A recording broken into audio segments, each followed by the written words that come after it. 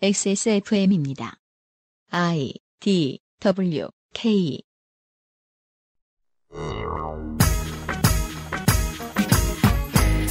한겨레, 경향과 오마이뉴스는 적폐이며 사라져야 하는 언론일까요?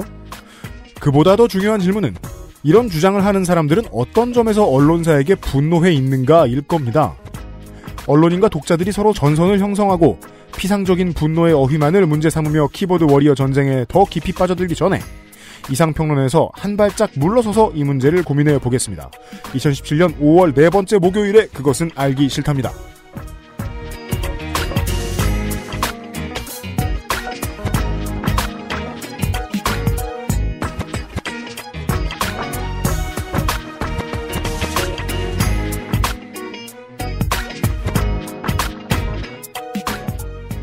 날씨가 따뜻해져 가면서 세월호에도 물에 젖지 않은 햇살이 내리쬐고 가족을 만나지 못하고 영원한 단절에 머무르셔야 했던 분들이 우리 곁으로 다시 돌아오고 있습니다. 20세기 이후의 한국인들은 안보정신이 투철해가지고 평화가 고요하고 찬란할수록 이를 지키기 위해 처절하게 싸워야 한다는 생각을 본능적으로 하곤 합니다. 오늘은 지금의 전국 흐름이 깨지지 않으려면 어떤 싸움이 필요할지를 고민하는 많은 사람들에 대한 이상평론이 준비되어 있습니다. XSFM의 시사교양 팟캐스트 그것은 알기 싫다 225번째 시간을 시작합니다. 유승균 책임 프로듀서입니다. 개편 때문에 바뀐 거라고는 고작 이제 주당 한 회가 늘어난 정도인데 왜 갑자기 안 듣던 분들이 이렇게 많이 들으시는 건지 모르겠습니다. 적도기니와 이집트, 탄자니아에 계신 청취자 여러분, 여러분께 드리는 말씀입니다. 늘어난 서버 부하를 버티느라 오늘도 열심히 일하고 있습니다. 전하는 말씀과 김상조가 추가할 말씀을 듣고 시작하겠습니다. 그것은 알기 싫다는 살아서 집까지 상쾌한 아침 술친구에서 도와주고 있습니다. XSFM입니다. 그거 알아? 박대리가 군뱅이를 먹는다며? 홍보팀 오과장도 군뱅이를 먹는다는데? 우리 회사 유명 애주가는 다 먹네? 군뱅이를 먹는 게 아닙니다. 술친굼을 먹는 겁니다. 한의사가 인정하는 간에 좋은 국산 군뱅이, 거기에 헛개, 강황, 울금까지 애주가들의 핫 아이템이 모두 들어갔습니다. 후기가 좋은 이유가 있습니다. 술친굼! 네이버에 술친굼을 검색하세요. XS몰에서도 만날 수 있습니다. 친구 술친굼. 다른 팟캐스트를 많이 듣는 청취자분들이 이제 우리 청취자 중에도 많죠. 익히 들어보셨을 이름입니다. XSFM에게는 새 친구가 들어왔어요. 김상조 기술행정관을 잠시 만나고 가시겠습니다. 안녕하십니까. 처음 듣는 청취자한테는 어렵다고 정확한 발음을 부탁하셨어요. 술친굼입니다. 네. 구미음입니다. 인간이 좀 더 나은 삶을 영위하기 위하여 먹는 것들이 참 많지 않습니까? 이제 드디어 군뱅이까지 먹어야 되나요? 아, 그렇습니다. 제가 한번 테스트 해봤습니다. 김상조가 테스트 해봤습니다. 그때가 언제지? 대선날 술 당연히 먹었어야죠. 8시에 출구조사 나왔었잖아요. 맞아요. 그때 7시부터 달렸어요. 그래서 되게 기분 좋은 상태에서 빨리 먹고. 보통 그랬죠. 예, 8시에 어떻게 될지 모르니. 근거리 달리기 했다가. 다행히 결과가 잘 나와서. 아, 네, 그렇죠. 예, 그 이후에도 참 기분 좋게 마셨던 기억이 나네요. 저는 무슨 호프집에 갔는데요. 네네. 사장님이 분명히 홍준표를 찍으셨나봐요. TV 안 보면 안 되냐고 난리 치시는 거야. 그러더니 아니 그래도 출구조사 보자고 했더니 JTBC는 안 되고 SBS를 보셔야 된대. 3, 4 결과가 JTBC에 이제 못 나온대요. 그런 이유를 대시는 거야. 기껏해야 1분 후에 나오는데. 그러면서 계속해서 소리 줄이라고 난리 치시고. 저는 그래 더 재밌어가지고 제가 막 있는 목청 다 내가지고 떠들었던 기억이 납니다. 자유대한민국을 지키지 못하여. 안타까워요. 네. 하여튼 그 다음날 출근을 또 했는데 뭐 그렇게 많이 마시진 않았었거든요. 네. 하지만 숙취라고 말하기는 어렵지만은 그 술 마신 다음날의 불쾌함. 네. 그 뭐 속이 좀 안 좋다든가 뭐 눈두덩이가 무겁다든가 뭐 두통도 좀 약간 있을 수도 있고요. 그러다가 이 제품이 도착을 해서 먹어봤는데 불쾌함이 사라졌어요. 아직 충분히 과학적이지 않죠. 네. 이것이 문재인 탓인가 술친굼 탓인지는 알기 어렵습니다. 뭐 좋은 효과는 있었겠죠. 네. 그래 보입니다. 저도 비슷한 경험을 했는데 제가 술을 먹으면 얼마나 어떻게 변하는지를 좀 많이 본 유면상 PD가 옆에 앉아서 저를 구경했거든요. 네. 술을 많이 먹고 정신이 빨리 나가지 않았대요. 네, 말실수를 하지 않았다. 그렇죠. 무례한 말들을 솔직하게 던지지 않았대요. 네. 네. 그 정도의 임상 결과가 있고요. 이건 충분치 않습니다. 말씀드렸듯이 군뱅이 들어가 있고요. 헛개 네. 들어가 있고. 네. 강황, 울금. 좋은 재료 많이 들어갔어요. 그렇습니다. 재료비가 너무 셌다고 말을 합니다. 굳이 이런 재료가 있는데 군뱅이를 굳이 넣었어야 했나? 하지만 기껏해야 단백질 아니에요? 예. 비타민 B도 많이 들어있죠. 네. 손희상 선생은 지금 왜 나오신 거예요, 벌써? 하여튼 효과는 저는 봤습니다. UMC도 봤습니다. 하지만 여러분은 못 보실 수 있습니다. 네. 후기 이벤트 진행한다고 하고요. 지금 그 술친굼 홈페이지에서 네. 후기 이벤트를 진행 중인데 50박스를 쏜다고 50박스. 합니다. 비싼데. 이게 가격이 군뱅이 때문에 좀 비싸다고 하네요. 물론 편의점에서 구하실 수 있는 그 비슷한 종류의 음료들이죠, 보통. 그것과 비교했을 때 가격 차는 거의 나지 않거든요. 그렇습니다. 다만 재료 차이는 있다고 우리 쪽에선 설명하고 있습니다. 한번 술을 진탕 드시고 혹은 드시기 전에 드시고 체험을 한번 해보시는 게 진탕 드시고 체험을 해보십시오. 네. 저도 이제 몸만 나오면 또 한번 진탕 테스트를 해볼 생각입니다. 네. 감사합니다. 김상조 기술행정관이었습니다. 네.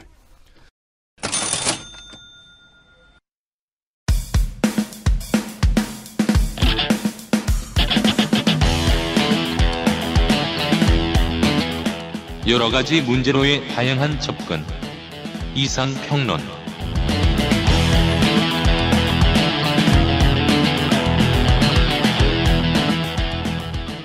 사람들 사이에 소문을 살피고 있으면 근거가 있어도 근거가 없어도 소문이 전파되는 속도가 같다면 한 가지의 공통점을 가집니다. 소문은. 그 사람들이 듣길 원하거나 듣게 될까 봐 불안한 것들이 먼저 소문이 됩니다. 대체 어떤 분이 그런 소문을 내신 거야? 이상평론 없어진다고. 그래서 이달에는 의도도 안 했는데 빨리 땡겨와 지었습니다. 그렇게 됐어요. 예. 손이상 상임 고문을 소개합니다. 제가 고문이라고요? 저는 그런 얘기를 들어본 적도 없는데. 지금 들었잖아요. 네. 안녕하세요. 제가 상임 고문이 됐다는 말을 지금 들었는데. 네, 손이상입니다. 네. 지난 3월 6일에. 네. 한겨레 신문에서 민주당 양향자 최고위원의 발언을 폭로하는 기사를 낸 적이 있죠. 발언을 폭로했으면 그 발언은 아마 사석에서 했을 것 같기도 하고요. 네. 양향자 최고위원이라면 고졸 출신으로 삼성전자에서 승승장구한 입지전적인 인물이죠. 네. 근데 입사할 땐 고졸이었는데 그래서 네. 그 연구원 말단 그 연구 보조원으로 시작했던 것 같아요. 나중에 대학원 나오고. 네. 예. 네. 이완용을 배출한 걸로 유명한 땡균관대학교를 나오셨더라고요. 네. 네. 그 기사를 이제 2달 전이니까 아마 청취자 여러분들도 많이 기억하실지 모르겠습니다. 네. 제목이 이랬어요. 양향자 반올림 전문 시위꾼 폄하 논란. 양향자 최고위원이 삼성전자의 주로 이제 백혈병 피해 노동자들을 돕기 위해 만들어진 단체인 반올림을 폄하했다라는 논란. 네.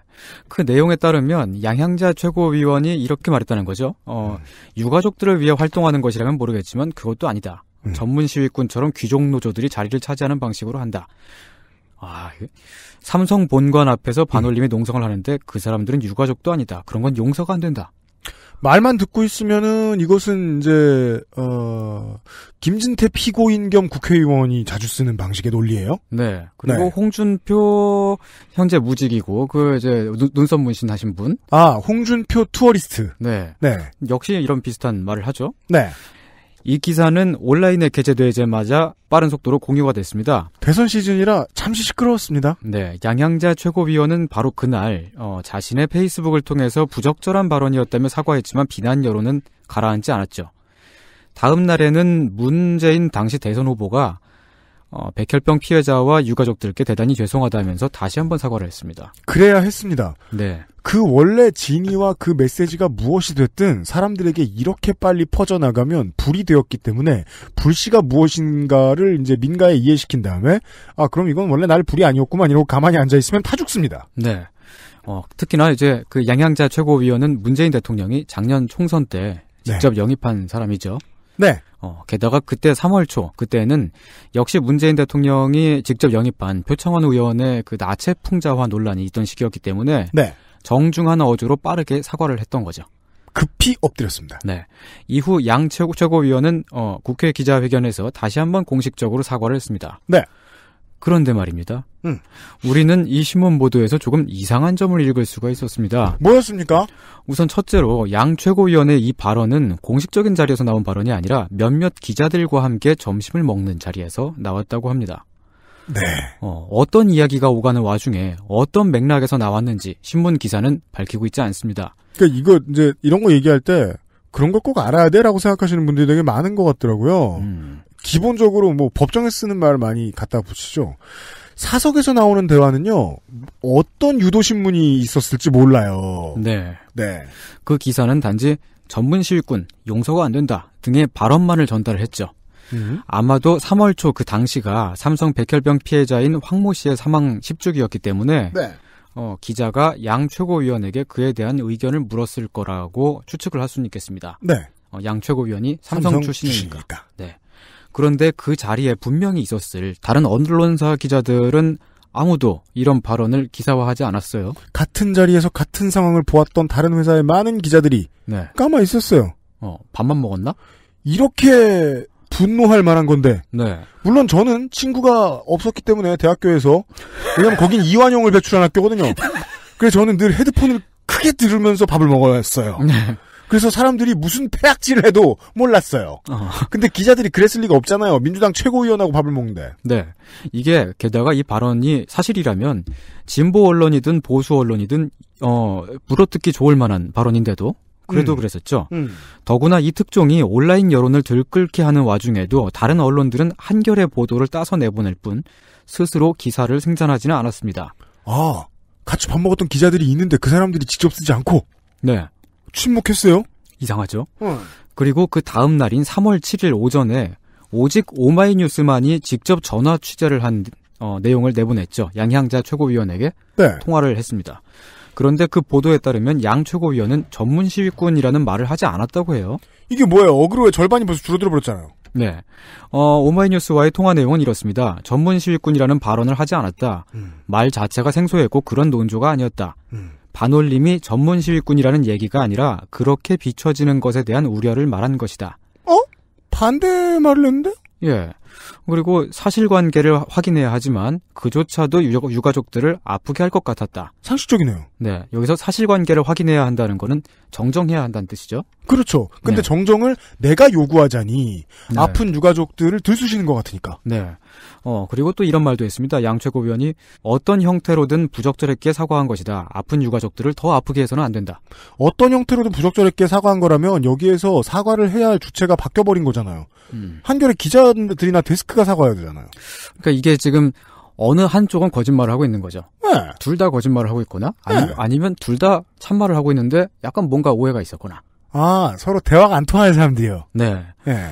만일 근데 이 해명을 사실이라고 본다면은 한겨레 신문의 보도는 잘못되었거나 적어도 많이 과장됐다는 얘기죠. 국회와 왜곡이라는 단어를 쓸 수도 있겠습니다. 이게 양양자 최고위원의 이야기를 듣고 있으면. 네. 하지만 이 오마이뉴스 보도가 나간 이후에도 한겨레 신문이나 그 기사를 작성한 기자는 아무런 추가 코멘트를 하지 않았습니다. 네. 또한 여론도 여전히 격렬했는데 상대 정당들은 민주당을 향해서 삼성공화국 시즌2를 만들겠다는 것이냐라든지 문재인 후보의 노동관이 의심된다 등의 논평을 내기도 했습니다. 그렇습니다. 네. 대선을 앞두고 있던 때였으니까요. 그때는 뭐. 제가 그래서 김어준 총수가 만들어낸 단어 중에 제일 좋아하는 단어가 그거예요. 섀도우 복싱. 모두가 섀도우 복싱을 하는데 네. 누군가가 맞아요. 그렇죠. 예. 아무렇게나 휘둘러도 맞는 사람은 있으니까. 그렇습니다. 그런데 여기서 또 하나 눈여겨볼 일이 있죠. 양양자 최고위원은 삼성 출신이라는 점 때문에 민주당에 영입됐던 그 당시부터 따가운 시선을 어느 정도 받아야 했죠. 그러니까 계속 낮은 직급의 이제 실무 담당자였던 사람이었다 그랬으면 우리 편이 맞다고 생각했을 수도 있겠는데. 네. 이 사람은 최고위층이었습니다. 상무가 최고위까지. 그럼요. 네, 그런가요? 아, 네. 우리 삼성전자 임직원 여러분 상무로 죽을 수 있는 사람 흔치 않아요. 아, 그렇죠. 예. 근데 이제 특히나 이제 양최고위원은 상무이기도 했지만 집단 희귀 질환이 발병했던 반도체 사업 부문의 연구원 출신이기도 했고. 맞습니다. 그래서 더 그랬겠죠? 네. 정치인이 된 후에, 양최고위원의 최초 인터뷰도 역시 한겨레에서 나왔는데. 네. 당시 인터뷰에서 양최고위원은 이렇게 말했습니다. 필요한 일이 주어지면 충분한 역할을 하려고 한다. 유가족 입장도 이해한다. 자기 아이가 절이 됐다고 생각하면 죽을 때까지 용서가 안 될 거다. 지금 하는 노력들이 그리고 여기 하는 노력이라는 건 삼성이 하는 노력이란 뜻이고요. 네. 삼성이 하는 노력들이 유가족들에게 받아들여지고 삼성에서도 적절한 보상과 사과가 있어야 한다. 이런 인터뷰를 했는데 이 인터뷰를 보면은 이제 삼성의 적절한 보상과 사과 그런 얘기를 했지만은 네. 그것보다는 삼성이 노력하고 있다라는 쪽에 훨씬 무게가 실린 것처럼 그렇게 인터뷰가 읽혀졌어요. 그리고 이 인터뷰를 두고서 총선 당시에도 네. 후보를 사퇴하라든지 일각에서 상당히 부정적인 평가가 있었던 걸로 저는 기억하고 있습니다. 네. 그런데 유가족 입장을 이해한다면서 삼성이 보상과 사과를 해야 한다면서 동시에 삼성도 노력하고 있다고 하는 생각은 이게 공존이 가능한 생각일까요? 어떠한 맥락과 관점에서 이런 생각을 말할 수 있는 걸까? 세간의 비난처럼 그가 단지 삼성 출신이기 때문에 삼성을 감싸고 있는 것뿐일까요? 네. 그래요? 아니요. 네. 그러니까 본능 죄송합니다. 그러니까 저 수업 듣기 싫을 때 하는 내였어요. 네. 네. 듣기 싫다는 것도 아니에요. 예, 네. 알겠습니다. 네. 네. 네. 그 얘기를 하기 위해서. 네, 그 얘기를 하기 위해서. 네. 우선은. 중독성이네요. 네. 우선은, 지난 10년간, 이 사건이 삼성에서 발생한 집단 직업병 사태죠. 네. 이 사건이 어떻게 진행되어 왔는지를 먼저 한번, 짚어보죠. 알겠습니다. 네. 우리가 말이에요. 물론, 저는, 한국 사람들은 남의 말에는 엄청나게 잔인한 잣대를 잘 갖다 대면서 차가운 잣대를 잘 갖다 대면서 내 옆에 있는 사람은 말을 귀두로 해도 알아들어요. 귀두요? 좁은 틈새로 말을 해도 네. 알아들어요. 옆 사람 얘기는 또 찰떡같이 알아듣는단 말이에요. 네. 상상력을 동원해서 양양자 최고위원을 제 옆자리로 쓱 끌어온다고 생각해 봅시다. 법의 잣대에선 양자가 평등하니까 양자가 다 노력을 하고 있어요. 한쪽이 잘못을 했어요. 사과를 해야 돼요. 그 정도까지 말은 얼마든지 할 수 있는데 그래서 요걸 평가한 기자들이나 시사평론가들 제 옆으로 쭉 땡겨와 봅니다. 그럼 이 사람들이 할 말도 뻔합니다. 정치적 수사가 고급스럽지 못했다. 라는 말 정도로 할 거예요. 그렇지만 이 두 가지 해석 모두 시민들의 눈높이에 맞지 않습니다. 우리는 알아야죠. 이렇게 상반돼 보이는 말을 했으면 왜 던졌느냐. 예. 네. 조금 돌아가 봐야겠습니다. 네. 여기서 무슨 결론으로 갈지 저는 처음에 결론이 있는 것처럼 인트로에서 얘기했지만 어디로 갈지 전 모르겠습니다. 이게 어색하면 여러분은 이상평론 처음 들으시는 거죠. 네. 네. 오늘 그냥 방송하기 전에 UMC님한테 대강 한결에 얘기하겠다. 네. 그랬더니 인트로에서 저런 말씀을 깔아버리셔가지고. 그렇습니다. 이 결론은 어떻게 갈지 모르겠네요. 예. 그것은 알기 싫다는 한국에서 처음 만나는 반값 생리대 29데이즈에서 도와주고 있습니다. XSFM입니다.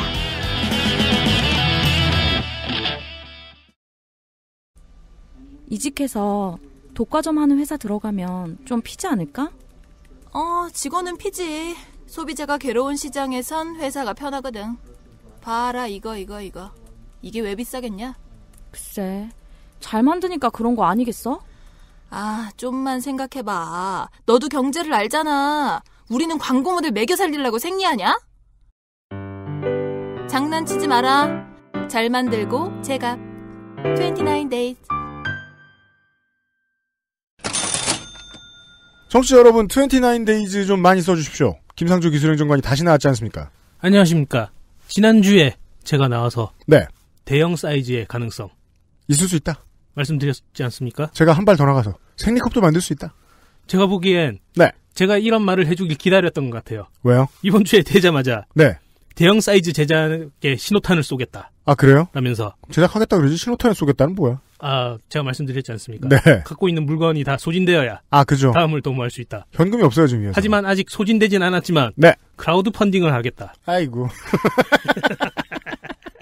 땡겨서 써보겠다. 이게 크라우드 펀딩으로 흥한 자예요. 네. 하지만 이 제품은 빨리 나와야 되지 않습니까? 네. 네.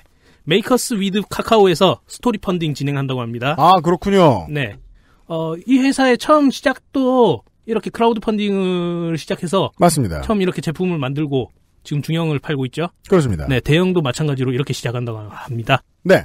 슬프고 또 슬프고 비참합니다. 대한민국에서 첫 번째로 대중에게 선보인 반값 생리대가 이렇게나 돈이 없는 사람들이 만든 거였다니. 그래서 대중에게 땡기기 전까지는 물건을 하나도 개발을 못합니다. 하지만 기술력은 이미 준비되어 있는 걸 써보신 분들은 아실 거라고 생각합니다. 네. 후기 이벤트 계속하고 있습니다. 그렇습니다. 후기 많이 남겨주시면 몇 박스 대기하고 있습니다. 네. 기억해 주십시오. 김상조 기술행정관이었습니다. 감사합니다.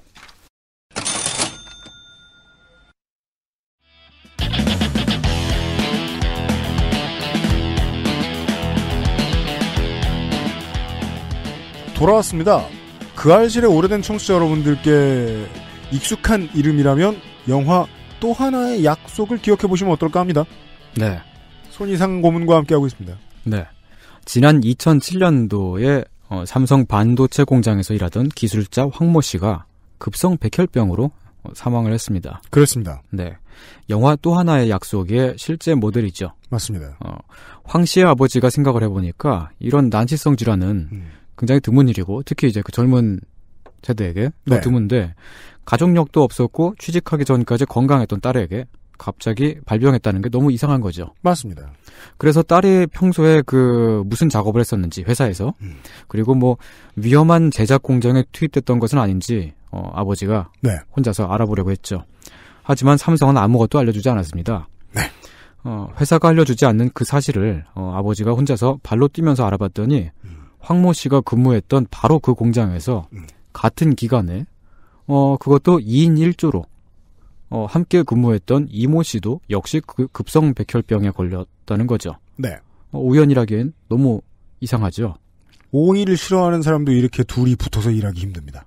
네. 우연입니다. 네. 아, 우연이 아닙니다. 죄송합니다. 저도 방금 전에 그냥 네라고 해버렸네요. 그렇게 쓰는 용법입니다. 네.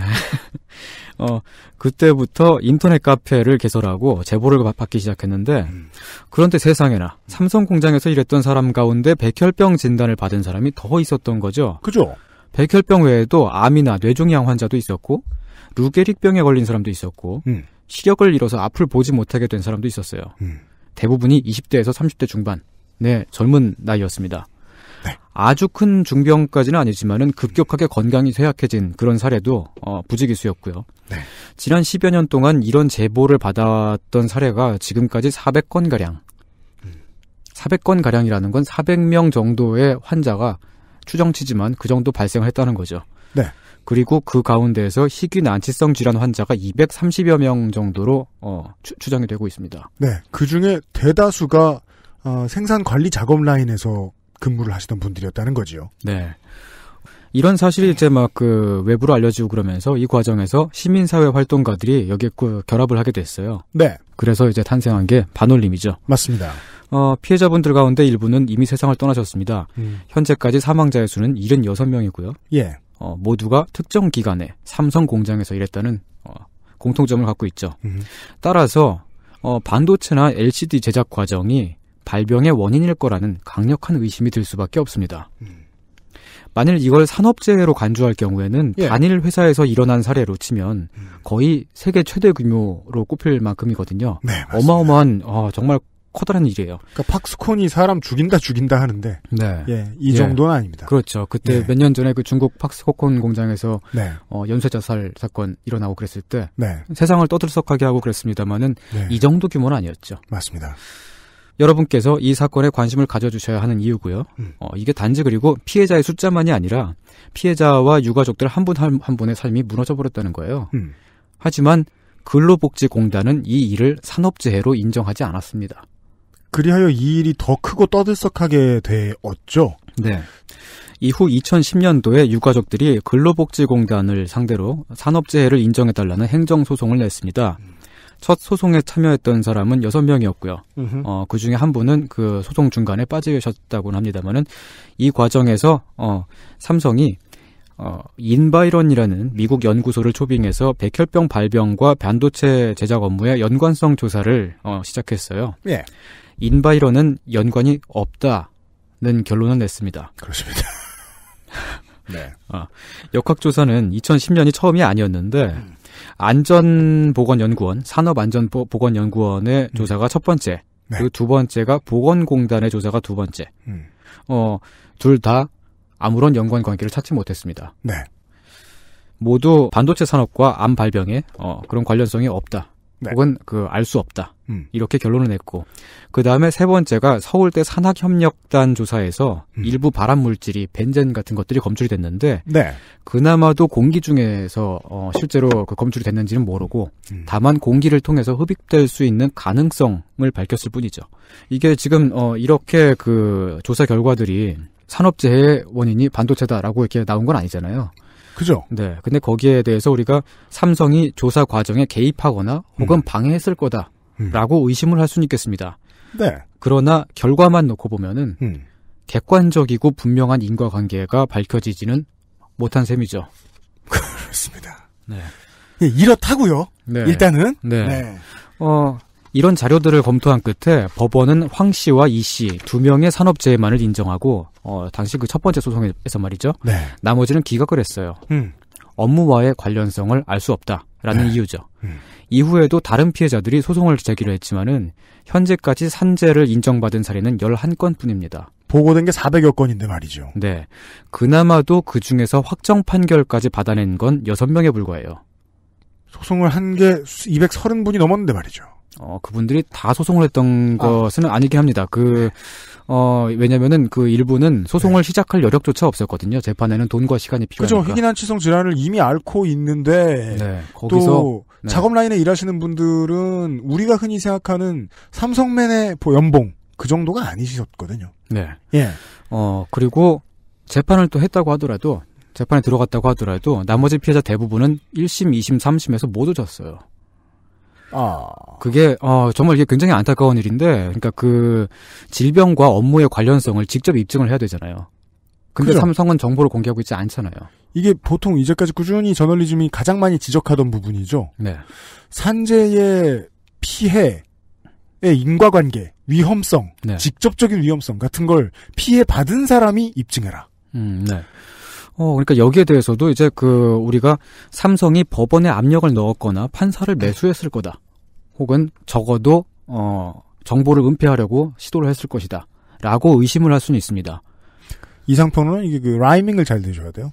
의심을 할 수는 있습니다. 네. 그런데 결국 보면은 대부분의 피해자는 법적인 보상을 받을 수 있는 길은, 현재로서는 대부분의 피해자들에게는 막혀버린 셈이죠. 대법까지 갔어요. 네. 이게 그러니까 현실적인 그냥 우리가 발부터 살고 있는 그 현실을 일단 보는 거예요. 정말 답답한 상황이죠. 이렇게 많은 피해자가 발생했으니까 그들이 근무했던 환경, 구체적으로는 반도체와 LCD를 만들 때 사용되는 화학물질이 아니고서야 네. 이런 일이 생길 리가 없잖아요. 그런데 그걸 객관적으로 입증하기는 너무 어려운 거죠. 강력하게 심증은 있는데 구체적인 증거는 거의 나오지 않고 네. 여기까지가 지금 피해자 유가족들이 처한 상황이고요. 네. 그렇다면은 지금 이게 삼성에게는 유리한 상황인가? 또 보면은 또 그렇게만 말할 수는 없거든요. 왜죠? 왜냐면은 삼성도 삼성 나름대로 문제가 있죠. 회장이 없어요, 일단. 회장의 생사를 알 수 없고요. 깜짝이네. 예, 그렇죠. 부회장은 네. 자꾸 자기개발서만 읽고 있어요. 네. 네. 부회장, 그렇죠. 그리고 지금 거기 빵에 가시지 않았습니까? 네, 자기개발서만 읽고 있어요. 네. 성경 관련된 책. 네. 좀 회장 되시는 분은 야채 인간이실지도 모르겠어요. 네. 들을 때마다 섬찟하고 패륜적이 그지없어요. 예, 먼저 시작해놓고서는. 네, 무슨 얘기하고 있었던가. 네, 네. 네, 삼성에게 유리한 상황이냐면은 그것도 네, 아니란 얘기죠. 예. 나름대로 문제가 있는데 그게 왜냐면은 일단 일부라도 산업재해 판결이 나왔잖아요. 근데 그게 반도체 공장에서 산업재해가 발생한 사례로는 지구에서 처음 있는 일이고요, 일단. 기업 입장에서의 판례란 이렇죠. 네. 99건을 자기들이 유리하게 물리쳐내고 한 건이 졌다.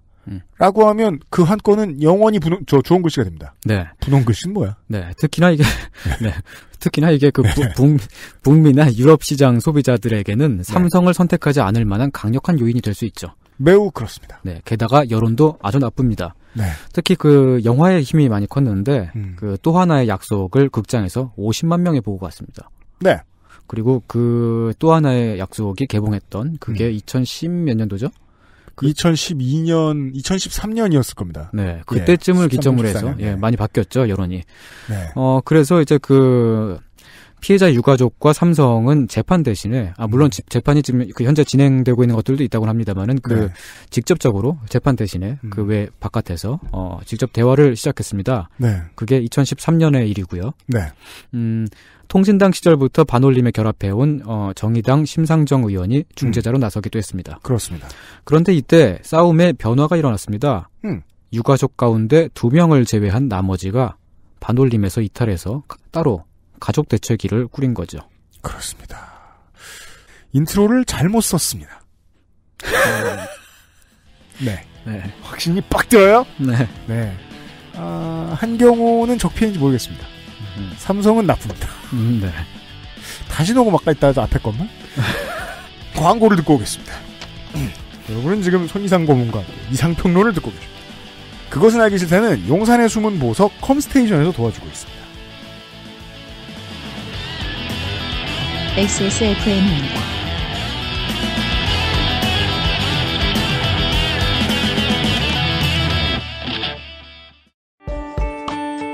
용산에 있는 사람들은 컴퓨터 전문가지 내 컴퓨팅 환경까지 전문가는 아니니까 문의하실 때 저희를 신뢰하지 않는 고객들도 많이 만나 뵙습니다. 하지만 업무, 학습, 게임을 하실 때 당신이 느끼실 답답함과 어려움은 알고 보면 CPU와 쿨러의 궁합, CPU와 메인보드의 상성, 램, 셀 레벨, 내장 사운드 카드의 드라이버 버전 등에 따라 나타난 결과일지도 모릅니다. 혹은 팬 쿨러를 뒤집어 끼웠는데 아무도 모르고 몇 년이 흘렀을지도요. 011-892-5568로 전화 주십시오.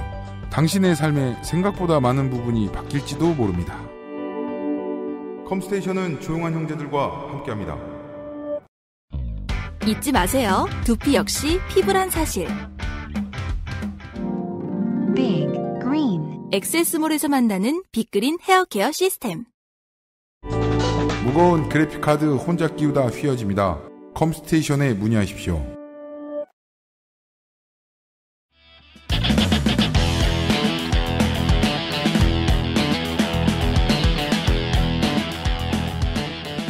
컴스테이션은 완성품을 들여오기 때문에 완성품을 시리얼에 타먹을 것도 아니고 거기에서 그런 류의 산재가 발생할 수는 없습니다. 이걸 만들다가 생긴 일입니다. 그리고 그 만드는 작업 환경이 얼마나 생체에게 적대적이었는지에 대해서는 이미 기사로 많이 접해보셨고 영화에서도 보신 분들이 많이 계십니다. 다만 이제 이런 문제와 싸우다 보면 사람들이 결집을 해야 되고 싸움은 기계가 하는 것이 아니죠. 네. 사람들이 연대해서 해야 되는 거죠. 사람들의 연대는 때로 해체됩니다. 우리가 알 수 없는 사정으로요. 왜냐하면 디테일은 너무도 자세하기 때문이죠. 네. 거기까지 왔습니다. 네. 가족대책위 얘기까지 나왔죠.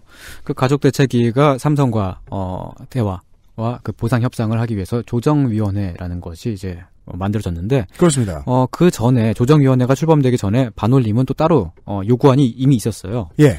반올림의 요구안은 그 기존에 이랬습니다. 삼성이 피해 노동자와 그 가족 그리고 국민들에게 공개 사과할 것. 의미 있네요. 네, 첫 번째고요. 두 번째가 반올림 활동가들에게 그간 삼성에서 제기했던 형사 고발을 모두 취하할 것. 당연히 그래야죠. 네. 세 번째는 사업장에서 사용하는 모든 화학 물질과 방사선 발생 장치를 공개할 것. 많은 반도체 기업들이 그렇게 하고 있습니다. 그리고 네 번째가 반올림이 추천하는 기관, 단체, 연구자로 하여금 각 사업장의 종합 진단을 받을 것. 체질상 그렇게 하긴 힘들겠네요. 그리고 그 다음이 각 사업장에 화학물질안전위원회를 설치하고 그 화학물질안전위원회의 구성원의 절반 이상을 반올림이 추천할 것. 권력이나 개발 역량을 넘겨달라는 수준의 위협을 받았겠네요, 삼성은. 네, 그런 의도가 아니었을 테지만 말이죠. 아닌데요. 네. 그리고 그 다음이 반올림이 감사위원회 절반 이상을 추천하는 외부 감사단의 감사를 매년마다 받을 것. 그 사람 살리자면 기업들은 이윤을 많이 포기하게 되는 건 맞죠. 네. 그리고 그 다음 거가 협력업체와 하청업체 소속 노동자들을 모두 포함해서 모든 피해 노동자들에게 백혈병 피해 사태에 대해서 보상할 것. 이것만큼은 만사제껴놓고 확인해야 되는데. 네. 근데 이게 지금 반올림의 요구 내용이 삼성의 사과, 책임 인정, 그리고 재발 방지를 위해서 그 빡센 안전장치를 수립해라. 뭐 이런 게 중점이잖아요. 네. 근데 방금 그 얘기를 들으셨겠지만은 그 보상이 제일 마지막으로 가 있어요. 그러네요. 네. 저는 그냥 얼른 들으면서 제일 중요해서 그런가라고만 생각했는데. 물론 요 뒤에도 또 뭐가 있긴 있어요. 그 이제 삼성에서 그 전에 기존에 있었던 퇴직자에게 암이 발병했을 경우에 생기는 뭐 복지제도 같은 게 있거든요. 그게 한 그것도 한 2010년인가쯤에 만들어진 걸로 알고 있는데. 예. 그것도 이제 개정해라라는 요구가 있고, 그 다음에 맨 마지막 요구는 이제 협상에 성실히 임해라 뭐 이런 것들이잖아요. 네. 그러니까 사실상 보면은 이제 그 보상해라라는 게 거의 맨 뒤로 지금 빠져 있는 셈이죠.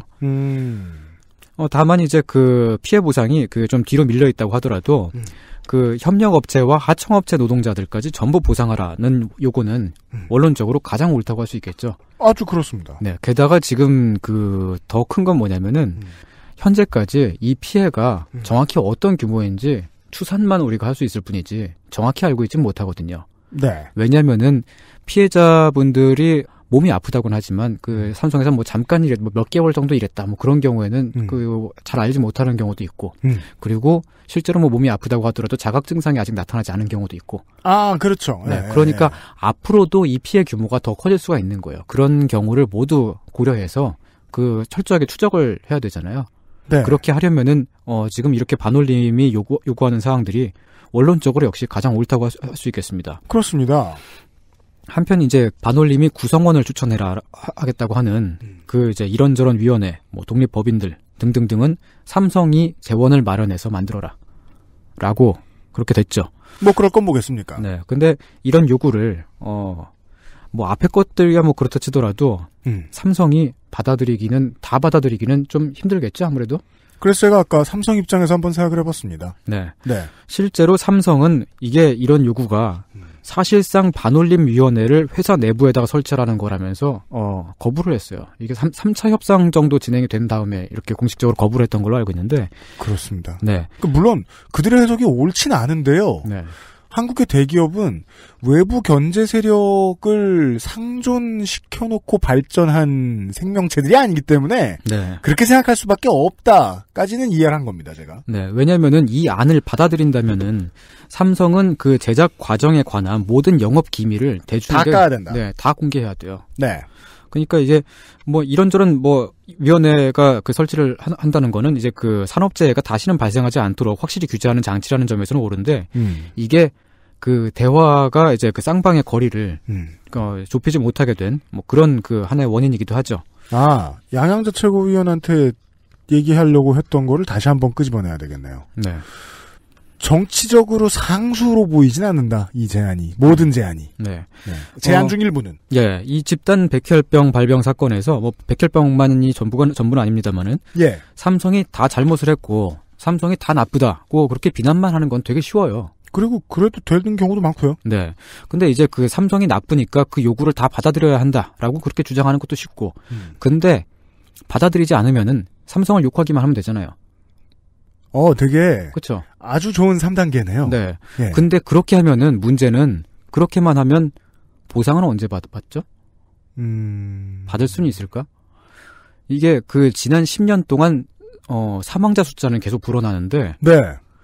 피해자 가운데는 치료비가 당장 필요한 사람도 있고 당장의 생계가 곤궁한 사람들도 있어요. 그렇습니다. 이분들에게는 보상을 먼저 받는 게 가장 중요할 수가 있습니다. 내가 내일 죽더라도 싸움을 계속 해주소라고 말을 했다고 하더라도 그 피해자의 지금 오늘의 삶은 반올림에게는 매우 중요한 것이어야 했습니다. 네. 네. 이게 단지 보상을 받는다고 하는 게 단지 돈의 문제만은 아니죠. 삶의 문제니까요. 네. 사실은 이게 어떤 피해가 발생했을 때 피해 보상을 요구하는 모든 사회 운동의 딜레마이기도 합니다. 이렇게 확정되는군요. 네. 한쪽에는 사과와 재발 방지를 요구하는 노선이 있고요. 중요한 원칙을 지켜야 하는. 네. 그리고 다른 한쪽에는 매일매일의 일상을 되찾고 싶어하는 당사자들의 욕구가 있습니다. 우리가 이제 쌍차의 오랜 투쟁에서 거기 계신 이제 조합원들과 대화해 볼 때 늘 나오는 얘기였잖아요. 네. 회사를 사랑한다. 네. 다시 조립라인으로 돌아가고 싶다. 네. 다른 모든 투쟁의 이야기들은 고민해서 나온 말씀이셨을 텐데 그건 제일 진심 같았어요. 예, 그게 나쁜 게 아니죠. 일상으로 돌아가고 싶은 게. 네. 이 두 가지 노선이 깊게 들어가면 충돌할 때도 있지만은 그렇다고 결코 서로 대립되는 노선이다라고 말할 수는 없어요. 진짜요? 네. 어떻게요? 둘 다 중요하잖아요. 아, 네. 어느 한쪽도 포기할 수는 없는 거잖아요. 네. 그러니까 같이 가야만 하는 것인데 여러분 세월호 참사할 때를 한번 떠올려 보시기 바랍니다. 예. 우리 모두는 정부 차원의 책임 인정을 받았을 것이고 또한 그런 참사가 되풀이되지 않기 위한 제대로 된 안전 규제를 원했을 겁니다. 그리고 동시에 한편으로는 그 짐을 모두 유가족에게 떠맡기기를 원하지는 않았겠죠. 그렇죠. 그 추운 겨울날에 광화문 농성장에서 고생하는 사람들을 보면서 안타까운 마음이 들지 않았던 사람이 어디 있겠어요? 그 팽목항 위쪽에 저 앞에 산에서 왜 그렇게 오랫동안 짱 박혀 계셨어야 했느냐, 이 추운 데서. 네. 네.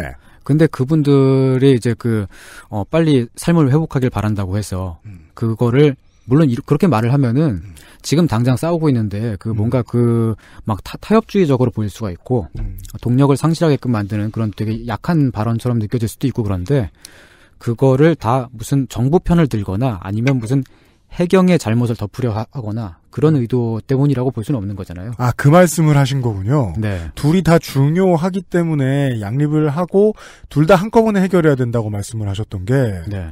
일단 악을 벌하고 시스템을 바꾸는 개혁 작업을 하자. 네. 라는 이야기가 원래 전열의 선봉에 서지 않습니까? 그렇죠. 그리고 싸우는 사람들.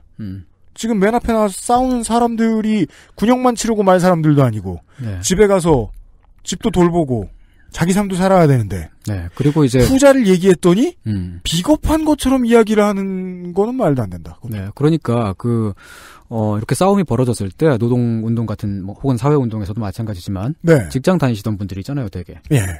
그분들은 다 가족이 있고 처자식이 있어요. 네. 이제 저도 나름 이렇게 운동권 출신이고 그러니까 이제 싸움판을 많이 봐왔으니까 말인데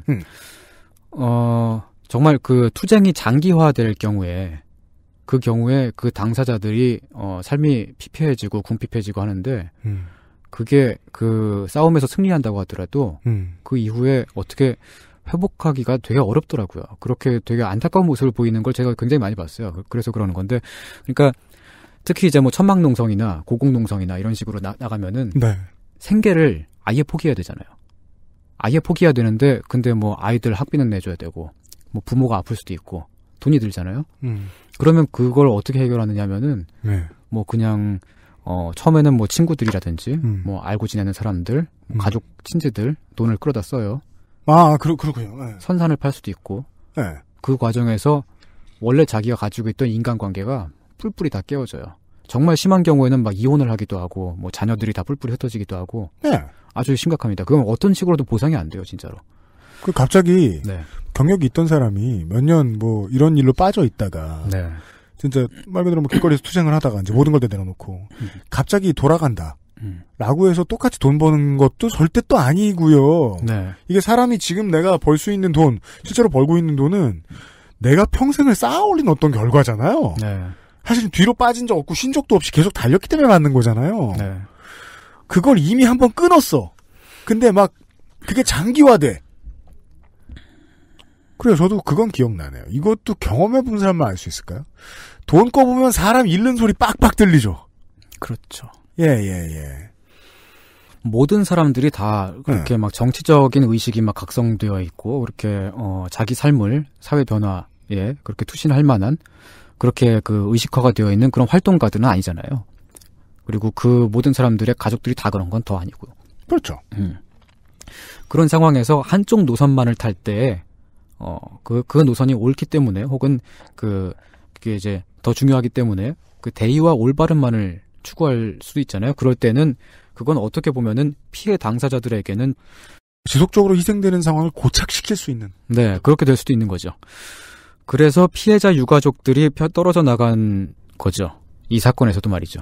아, 그런 이유였습니까? 반올림과 피해자 대책위가 분리되게 된 사연. 네. 그러니까 반올림의 이제 그 유가족 피해자 유가족분들이 8분이 계셨는데 그 중에 2분만 남고 나머지 6분이 떨어져 나가셨어요. 75%가. 네. 그 협상 과정에서 반올림이 자신들의 이야기를 반영하지 않는다고 하는 게 그분들의 주장이었죠. 그리고 이쪽이 일부가 아니라 다수파고요. 그리고 그렇게 해서 그 구성된 가족 대책위가 따로 구성이 됐는데 그 가족 대책위는 지난 8년이나 해결을 보지 못했던 일을 순식간에 삼성하고 타협점을 찾았어요.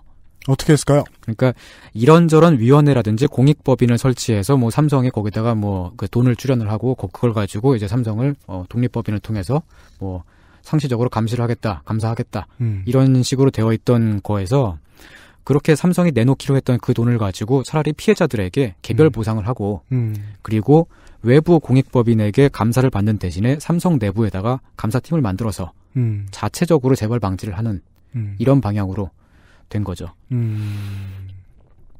그런데 이렇게 그 투쟁 노선에 지쳐서 떨어져 나간 유가족들이 삼성과 보상 협상을 시작했을 때 반올림은 그걸 반대했어요. 여기가 분기군요. 네. 조정위원회 반대 시위를 벌이기도 하고 그랬던 거죠. 그 조정위원회는 삼성이 책임을 은폐하려는 꼼수라는 거다. 뭐 그게 이제 그 반올림의 공식적인 입장이었고. 꿰매 넘어가지 마라. 네. 그리고 뭐 삼성이 이제 언론 플레이를 하고 있다. 뭐 그 가족들을 분열시키고 있다. 계속 그렇게 그 주장을 했고요. 그리고 조정위원회가 깨지고 나서 삼성과 유가족들이 1대1로 직접 협상을 하는 그 보상위원회가 생겼는데 보상 절차가 시작되니까 이번에는 보상을 중지해라라고 요구했어요. 지금도 그렇게 요구를 하고 있죠. 반올림의 입장도 이해가 됩니다. 네. 최초에 내놓았던 안은 반올림에 있어 협상안이나 타협안이 아니었다. 네. 그건 반드시 받아들였죠. 네. 원한 관철이다. 네. 네. 근데 거기서 많이 뒤로 빠진 거니까요. 지금 이렇게 지금 진행되고 있는 상황은. 네. 이렇게 보상받고 보상만 딱 받아버리고 끝내버리면은 삼성의 사과는 물 건너가 버리는 걸 수도 있잖아요. 아, 그렇습니다. 네. 그래서 유가족들이 삼성과 직접 협상한다. 뭐 이건 뭘 의미하냐면은 반올림 활동가들이 협상 주체에서 밀려난다는 걸 뜻하기도 하고. 아. 그래서 그 지금 그 강남역 앞에 보면은 그 강남역 거기가 7번인가요? 그 길 건너편이요? 10번입니다. 10번인가요? 8번 아닌가? 네. 10번 아니요? 근데 우리는 무슨 출구를 말하고 있는 건데요, 우리는 지금? 아, 그 삼성 본관이 서로가 생각하는 건 같아요? 삼성 본관이 있는데요. 그럼 아마 8번이나 7번일 거예요. 네네. 네. 거기서 이제 그 천막 농선 하고 있잖아요. 그 반올림이 지금 그때 이제 조정이 결렬되고, 그때 지금부터 이제 그 농성이 시작됐는데, 이게 반올림이 고립된 처지에서 시작된 거죠. 반올림이 여기서 고립되었다는 건 삼성으로부터도 피해자 가족 다수로부터도 고립되었다. 네. 3자가 되어버렸다, 순간적으로. 네, 그렇죠. 역시 반올림도 그동안 이 문제에 뛰어들어서 계속 문제 해결을 위해서 싸워왔고, 역시 그 하나의 협상 주체이기도 한데. 그렇죠. 그간 해왔던 노력이 좀 서글퍼지죠, 그러면. 네. 예. 다시 강조를 하자면은 우리는 반올림이 요구사항이 원론적으로 옳다고 생각하고 있습니다. 그렇습니다. 네. 반도체 생산 과정에 뭔가 문제가 있는 건 분명한데 제대로 밝혀내지 못했다고 해서 덮고 넘어갈 수는 없는 일이잖아요. 맞습니다. 그래서 여러분이 세월호 참사 때처럼 이 반올림의 농성에도 관심을 기울여 주셨으면 하는 그런 바람이 제 마음 한켠에는 있습니다. 왜냐하면 재발 방지를 위해서 삼성의 버르장머리를 누군가 고쳐놔야 하니까요. 네. 그리고 또한 이제 그 정치권에서 이 문제에 더 나서주었으면 하는 뭐 그런 바람도 있고요. 지금 이야기에 정치권이 빠져 있죠. 네. 네. 그리고 무엇보다 지금 이제 그 피해자들이 보상 절차를 밟고 있는데 이렇게 되기까지 애써온 활동가들의 그 역할을 존중해야 된다고 생각해요. 반올림의 활동가들이 반올림에서 일을 한다고 무슨 부귀 영화를 놀리라는 건 아니잖아요. 연 87만 달러를 받고 계약하진 않았을 거 아닙니까? 네. 등판할 때마다 얼마. 네. 예. 그렇지만은 또한 동시에 피해 당사자들을 향해서 언제 끝날지도 모르는 그리고 그 기약도 없는 싸움을 위해서 생계를 포기하고 삶을 포기하면서까지 앞으로도 계속 싸워달라고 말할 깜냥이 저한테는 없어요. 이때는 시야를 빨리 바꿔주십시오. 피해자 가족들에게로. 네.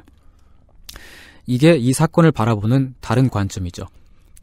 반올림이 조정위원회를 거부하고 나섰을 때 삼성 일반 노조가 반올림 카페에 강도 높은 비판글을 올린 적이 있습니다. 네. 삼성에 또 노조가 있어요. 일반 노조라고요? 네. 네. 회사가 그 노조를 인정하고 있지는 않습니다만은 네. 인정하고 있지 않다는 건 탄압하고 있다는 얘기죠. 맞습니다. 이 삼성 일반 노조는 2000년대에 이제 해고자 분들이 이제 자살한다거나 뭐 그런 일들이 계속 터지면서 네. 그때 해고자 복직투쟁위원회가 만들어졌거든요. 그 해고자 복직투쟁위원회가 지금 현재 일반 노조가 된 거고요. 예. 그 삼성 일반 노조도 백혈병 문제 해결을 위해서 많이 싸워왔습니다. 노조 위원장은 이 문제를 놓고서 이건희 회장에게 직접 항의를 하다가 고발을 당하기도 했고요. 그렇습니다. 네, 그분이 지금까지 뭐 이런저런 활동을 해가지고 벌금을 때려 맞은 게 장난이 아니에요. 이건희 회장한테는 항의가 아니라 네. 키스를 해줘야 되는데. 네. 예. 그런데 바로 그 노조가 이런 글을 썼습니다. 네. 반올림 활동가들이 본연의 역할을 착각하고 있다. 백혈병 문제의 주체는 활동가가 아니라 피해자와 그 가족들이다. 반올림이 사과 논란 등으로 시간만 끌고 피해자 및 유가족들의 입을 막아왔다. 본연의 역할을 착각하지 말고 가족들을 도우라. 이렇게 했습니다. 이건 데미지를 직접 받고 데미지 딜링도 직접 하는 주체인 노조 구성원들 사이에서 나올 수 있는 말이죠. 네. 예. 노조가 결코 삼성 편을 들기 때문에 활동가 단체를 비판하고 나선 것이 아닙니다. 네. 반올림도 삼성 편을 들었기 때문에 유가족더러 협상 테이블에 나가지 말라고 말린 것이 아닙니다. 네. 네. 이 싸움에서 이제 그 삼성과 반올림이 있는 것만이 아니라 피해자와 유가족들이 있다는 것. 그럼요. 예, 노조도 있고, 그리고 뭐, 역시 그 시민사회도 있고요. 그리고 그들의 입장에서 보는 또 다른 관점도 있다는 것을 얘기하고 싶어요.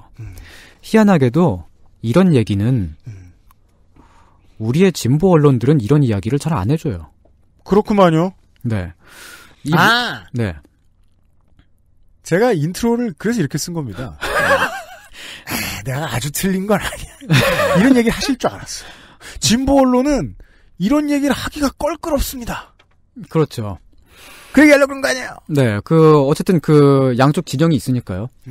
보수 언론이 이 문제를 아예 다루지 않거나 아니면은 삼성의 관점만을 편향되게 보도한다면은 진보 언론은 삼성을 비판하거나 활동가 관점을 다루는 데에 주로 지면을 하려 하죠. 잘 들어주십시오. 네. 피해자가 아닙니다. 네. 그리고 그 활동가 관점이라고 하는 게 반드시 관철되어야 하는 가장 올바르고 가장 정당한 요구안 같은 것들이 있습니다만은 대의. 네. 근데 거기서 그 이면의 부분들이 있잖아요. 그 이면에서 그걸 그렇게 하기 위해서 무슨 희생이라든지 혹은 더 길게 싸워야 되고 그런 문제들까지 깊게 보지는 않죠. 어지간하면은. 가족 대책위의 입장은 그 진보 언론에서 그렇게 다뤄주지 않아요. 저는 데스크가 어떻게 생각하는 줄 알아요. 기자의 글쓰기로는 이 피해자 개인의 힘듦을 표현할 수 없다라고 생각하는 거예요. 실제로 그렇게 말씀하시는 언론인들을 가끔 만나요. 그렇죠. 저는 근데 그건 맞는 말인데 네. 그래서 그게 우리의 능력 밖이다라고 말하는 건 제 상식 밖이에요. 말은 어떻게든 표현을 해야 될 거 아니나? 네, 네. 자중하겠습니다. 네. 방금 전에 되게 무서웠어요, 표정이. 머리 네. 어제 깎아가지고 되게 프레쉬해 보여서 더 네. 무서워 보였어요. 네. 정말 지금 또 안 그래도 스튜디오에 지금 이렇게 둘이서만 있잖아요. 지금 저렇게 되게 험악하게 험상궂게 생기신 스킨헤드 분이 제 앞에 앉아가지고. 개편된 이후에 주로 일기토죠? 네. 지금 언론에서, 네. 이렇게 깊게 잘 다뤄주지 않는 부분들이 있잖아요. 왜 가족 대책위가 반올림을 박차고 나갔는지, 무엇을 원했는지, 그런 얘기들.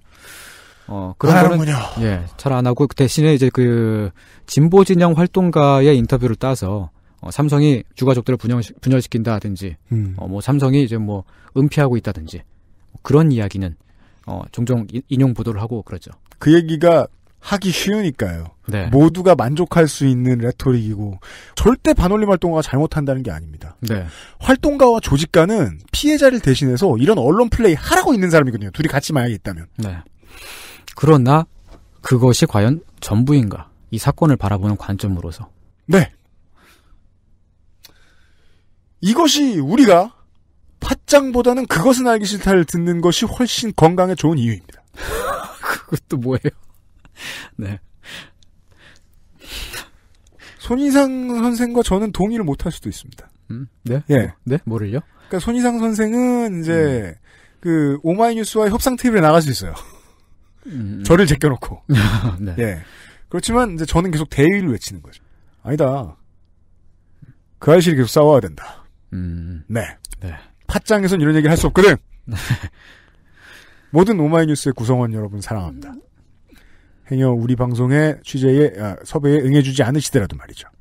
오너의 뜻이라는 거 알고 있습니다.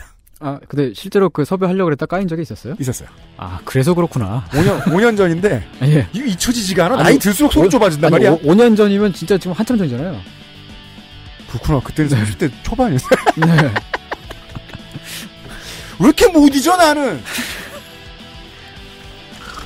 그것은 알기 싫다는 기억보다 정확한 기록 미르 블랙박스에서 도와주고 있습니다. XSFM입니다.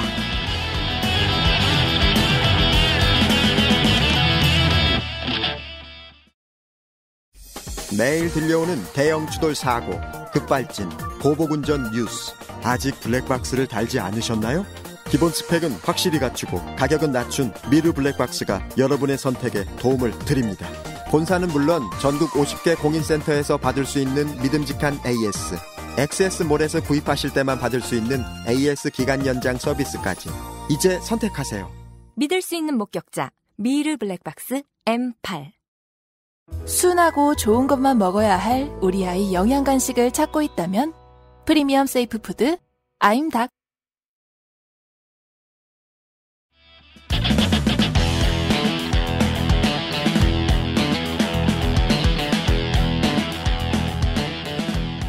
석 달 만에 이상평론입니다. 돌아왔습니다. 돌아왔어요. 네. 네, 돌아왔습니다. 지금 그 잠시 쉬는 사이에 윤세민 기자님께서 들어오셨는데, 네. 모자에 섹스라고 써 있네요. 네, 섹스만 써 있는 게 아니라. 아, 마이크 켜드릴게요? 마이크가 꺼져 있네. 네. 머니 파워 섹스라고 써 있잖아요. 네, 머니 섹스 파워라고 써 있죠. 네. 네. 이게 왜곡이죠? 네, 일부만 콕 집어가지고. 그죠? 네. 섹스! 이러고 말아버리는. 자기 관심 있는 것만. 네. 네. 아까 처음에, 양양자 위원의 그 발언 내용부터 시작을 했었죠. 그렇습니다. 네, 다시 처음으로 돌아와 보겠습니다. 더불어민주당의 양양자 최고위원에게로 돌아갑니다. 네. 최근에 한겨레 신문이 모종의 이유로 입방아에 오르고 있지 않습니까? 그렇습니다. 네, 저는 거기에 이제 좀 동의를 하고 있지는 않은데, 예. 왜냐면 제가 보기에는 한겨레 21이 쓴 그 문재인 대통령 사진이 타임지에 실린 사진보다는 훨씬 잘생기고 강단이 있어 보이거든요. 네. 제 주관적인, 견해긴 합니다만은. 그리고 또, 그냥, 타임지 같은 데서 동양의 그 정치 지도자 사진 내놓는 거 보면, 네. 별거 아닌 편집의 모습을 봐도, 네. 전 그냥 서양의 오리엔탈리즘으로 편집해놓은 것 같다는 생각이 자꾸 들고 그래요. 그러니까 눈 밑에 다크서클이 이만큼 내려와 있고 말이야. 저는 그 타임지에 있는 사진을 보고 처음 든 생각이 뭐였냐면은, 네. 그 요석하 씨라는 사진 작가를 세계적인 사진 작가로 올려놓은 사진이 있죠. 그 윈스턴 처칠의 사진. 네. 예, 그 사진에 대한 오마주 같은 느낌이 좀 들더라고요. 그렇군요. 그랬어도 너무 실눈이로 만들었어, 대통령을. 네. 예, 눈 크잖아. 예. 하여간, 최근에 이런저런 이유로 한겨레 신문이, 입방아에 오르고 있는데. 네. 저는 거기서 이제 그 한겨레를 보수 언론들과 싸잡는 거는 저는 거기에는 꽤 저항감을 느끼고 있어요. 가장 나쁜 형태의 저널리즘을 두 가지 꼽자면은, 비방을 목적으로 노골적으로 없는 얘기를 지어내는 경우. 네. 그리고 두 번째는 이미 대중적인 비방을 받고 있는 대상한테 독자의 알 권리를 넘어서 과도하게 파헤치는 경우. 네. 그런 경우가 있는데, 첫 번째는 특히 이제 땡선일보가 잘하죠. 왜까요? 네. 네. 무슨 그 피아제 시계를 논두렁에 버렸다거나 이런 거. 그렇습니다. 정말 굉장히 악sel적인 그런 보도를 하고요. 맞습니다. 그리고 두 번째는 A자 들어가는 채널이 잘하죠. 그렇습니다. 그러니까 알권리를 넘어서 과도하게 파헤치는 그런 게 이제 유병헌 아들이 치킨을 시켜 먹었다. 그렇습니다. 그런 거. 동아 TV 아닙니다. 네. 이런 것도 이게 상당히 나쁜 보도 형태죠. 근데 적어도 한겨레는 그렇게 하진 않아요. 그래요? 네. 우리 아까 계속 비슷한 얘기 하고 있던 것 같기도 하지만. 네. 네.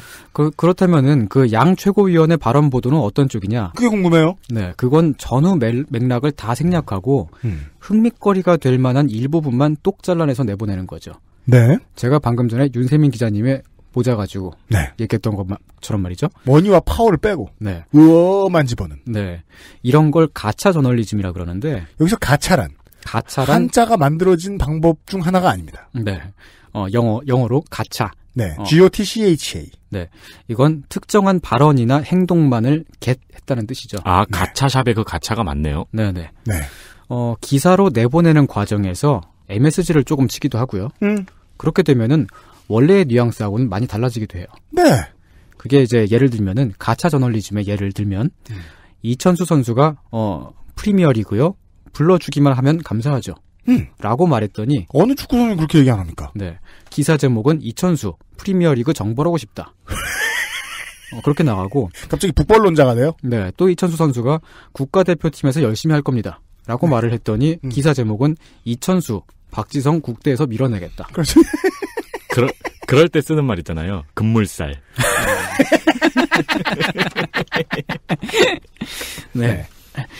그러는 거죠. 그게 이제 가차 저널리즘이라고 하는데. 네. 이건 이제 완전히 없는 얘기를 지어냈다고 할 수는 없잖아요. 그러니까 이게 그 오보라고까지 할 수는 없는데 애매하죠, 그 선이. 왜냐면 비슷한 얘기를 실제로 하긴 했으니까요.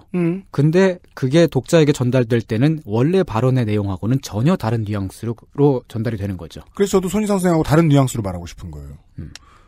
왜곡이 된 거죠, 이쯤 되면. 그렇게 생각될 때도 많습니다. 네. 예. 그리고 양향자 최고위원의 발언을 보도했던 그것도 역시 이천수 선수 발언을 보도했던 것과 비슷한 형태가 아니었나. 네. 그렇게 보입니다. 쓰지도 않았던 단어를 집어넣기도 하고. 네. 이런 저널리즘은 국내 모든 언론에서 90년대 후반부터 갑자기 폭증하기 시작했어요. 서태지 음악과의 결혼 이후로. 그 위대한. 아니, 그때 아니고요. 네. 그때도 그때였어요. 아, 예, 그렇지만은, 그, 서태지 씨하고는 관련이 없고. 네. 네. 그 시기는 과거에 그 정치면에 있었던 가십 코너가 사라진 때하고 일치합니다. 그렇습니까? 네. 그, 90년대 한 중반 정도까지만 하더라도 각 모든 그 신문사들은 정치면에 따로 가십 코너가 따로 있었어요.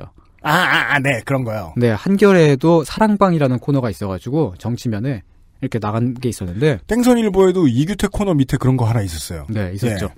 이제 그 사랑방이라는 코너가 이제 거기서 내보내는 것들이 뭐였냐면은 예전에 그 돌발 영상이라고 기억나시나요? YTN. 네. 그 돌발 영상 보면은 이제 노종면 씨의 대표작이죠. 네. 그 정치인들 개소리하고 막 그런 것만 내보내잖아요. 이것이 포탄입니다. 네.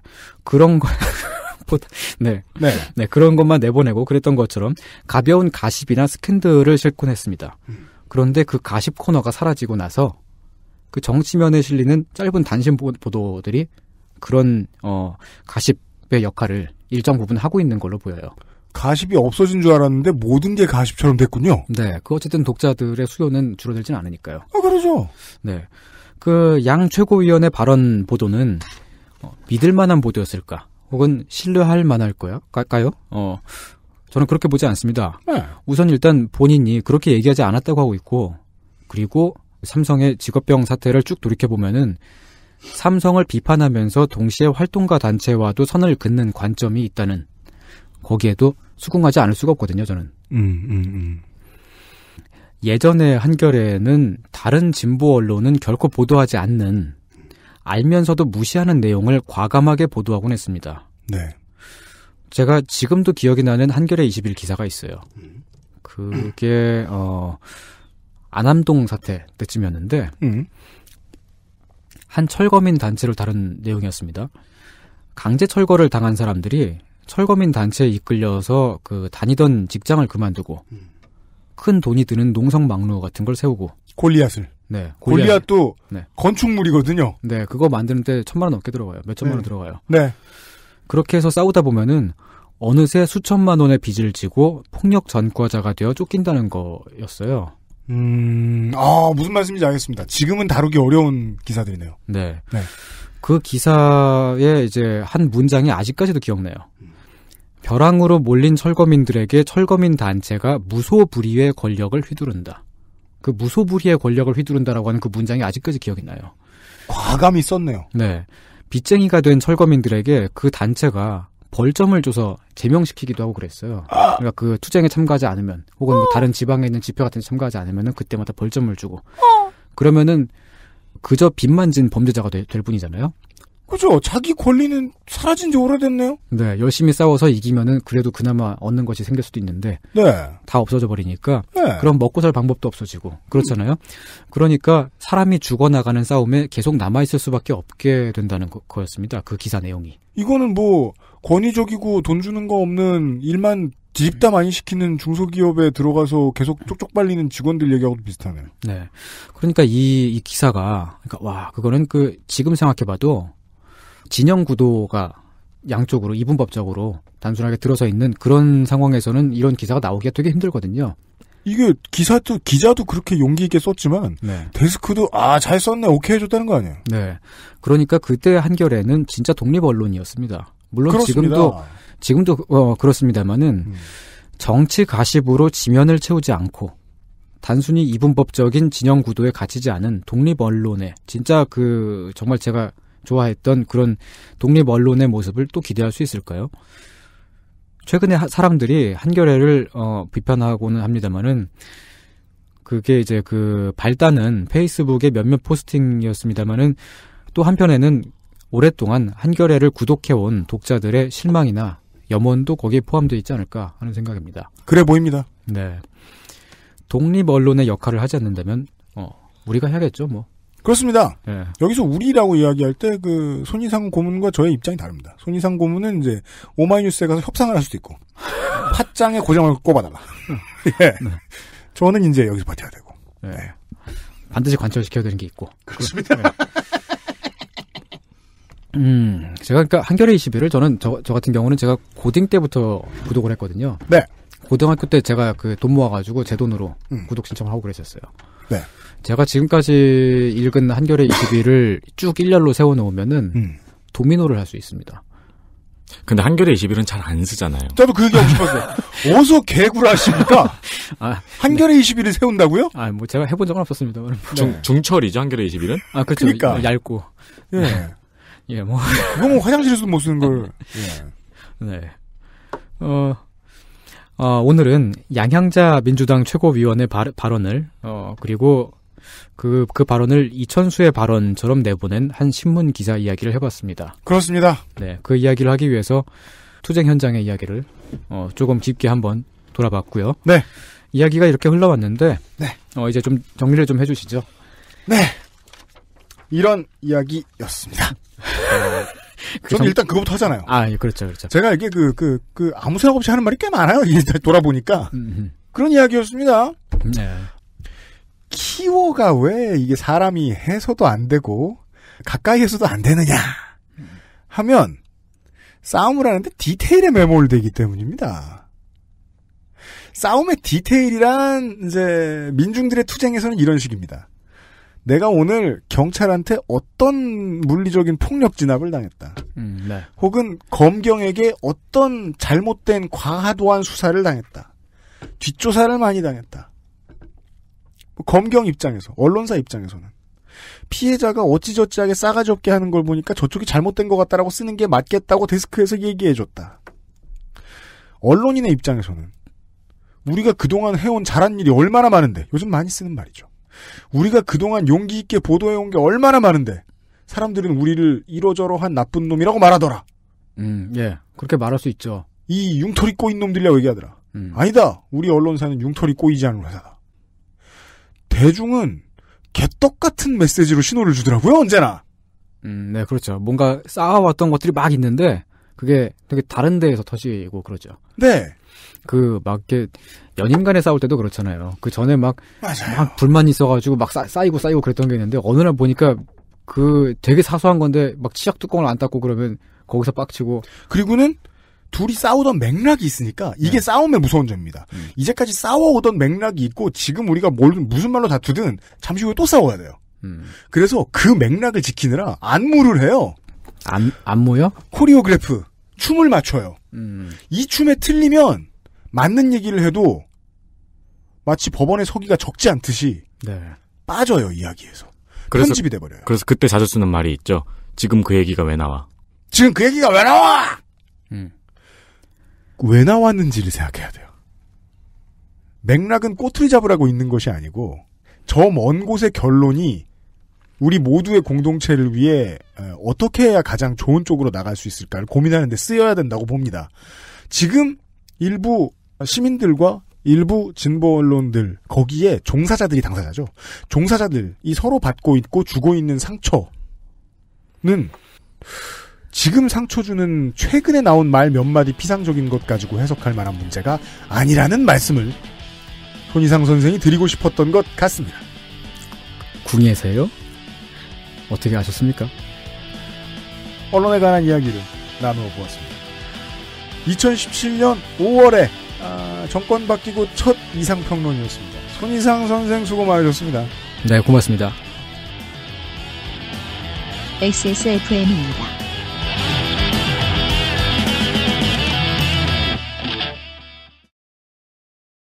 하루 건강, 하루 한 포, 하루 세 알. 하루의 건강한 습관, 하루니아. 평산네이처. 친구 술친굼. 한의사가 인정하는 간에 좋은 국산 굼벵이, 거기에 헛개, 강황, 울금까지 애주가들의 핫 아이템이 모두 들어갔습니다. 네이버에 술친굼을 검색하세요. XS몰에서도 만날 수 있습니다. 뉴스 라운드업. History in the making. 개편하고 첫날 말씀드렸죠. 많은 것이 바뀔 수도 있다고요. 네, 가제는 개편이죠. 아직 안 가셨네요. 이름은 자꾸 바뀝니다. 이번 주가 뉴스 라운드업, 히스토리 인 더 메이킹 시간입니다. 에디터 윤세민 기자입니다. 네, 안녕하십니까. 윤세민입니다. 네.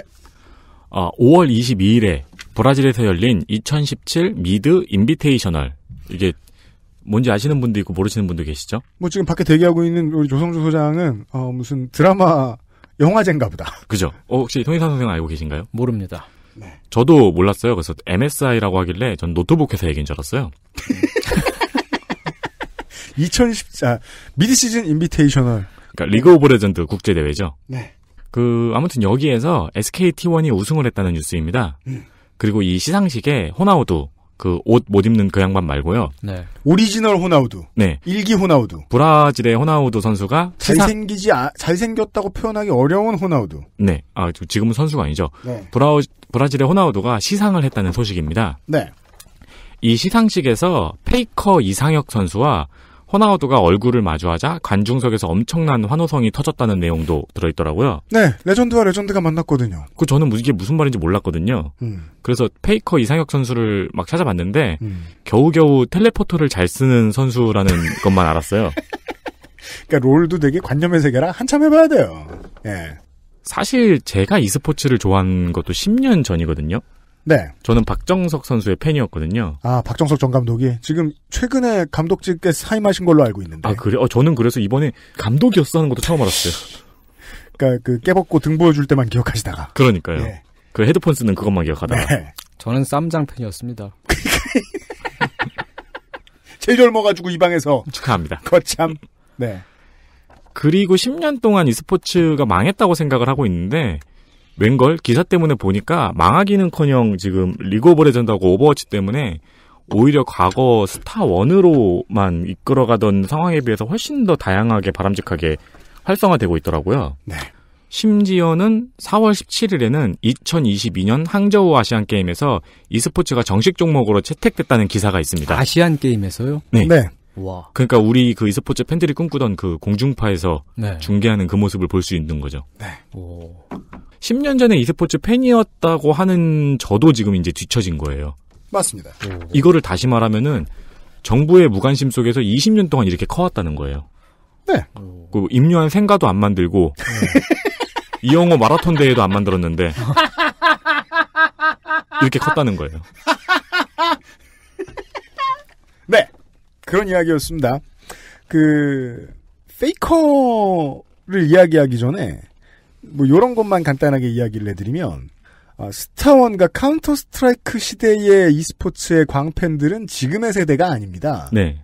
지금의 세대는 롤과 오버워치가 만들어낸 세대죠. 네. 물론 이 게임이라는 게 기록 덕후들과 밀접한 연관을 맺고 있는 종목이 스포츠 종목이기 때문에 결국 기록은 모든 걸 다 말해주지만 페이커는 지금의 세대에게는 슬레이어즈 박서 이상의 존재란 말이에요. 네. 예. 이런 인물이 다시 나오는데 한국에서 다시 나오는데 오랜 세월이 걸리지 않았습니다. 그렇습니다. 특히나 이 롤의 경우에는 그 SKT1이 뭐라고 얘기해야 될까요? 21세기 초반의 레알 마드리드 혹은 뭐 21세기 초반의 LA 레이커스 그런 팀이란 말이에요. 지금 주축 5명 중에 울프 한 사람을 제외하고는 전부 다 세계 랭킹 1위. 인지가 좀 꽤 됐죠. 네, 말이 안 되죠. 이번에 MVP를 받았던 울프 역시도 세계 랭킹의 1위가 안 됐다는 거에 대해서 이제 의문을 가지고 있는 롤팬들이 상당히 많고 이 사람들은 향후에 저는 이번에는 이제 두 사람을 얘기를 해봅시다. 한 사람은 이 페이커 이상혁, 나머지 한 명은 저는 박인비 선수요. 선수 같은 분들. 이 정도의 도미넌트한 플레이어가 있죠. 그 어느 나라를 가더라도 그 나라를 흔드는 인물이 됩니다. 그렇죠. 우리 그 필리핀에 게이 싫어하시는 그분 누구시죠? 복서? 매니 네. 페키아오. 네. 네. 이분은 뭐 만약에 지금도 물론 정치를 하고 계십니다만은 게이 싫어하는 사람은 뭐예요? 그래서 저 나이키 광고에 잘리셨잖아, 그분이. 아, 그래요? 예. 그분이 만약에 지금 대통령에게 반기를 든다. 그러면은 탄핵이죠. 지금 대통령도 그 계엄령 함부로 못 내릴걸요? 네. 페키아오가 그랬다면? 그럼요. 예. 박인비와 페이커의 경력에 절반도 못 미치는 수준 정도, 커리어 정도 가지고 있는 운동선수들도 어딜 가면 그 나라를 뒤집어 놓습니다. 저는 순전히 이게 저녁 시간 프라임타임의 예능 프로그램을 쉽게 만들고자 했던 한국의 방송가의 게으름 때문에 이렇게 된 거라고 저는 믿고 싶어요. 월요일 저녁과 일요일 저녁에 만약에 뉴스가 잘 팔려. 그랬으면 난 차라리 모르겠어. 무슨 뭐 다큐멘터리가 잘 팔려. 그러면 차라리 모르겠어.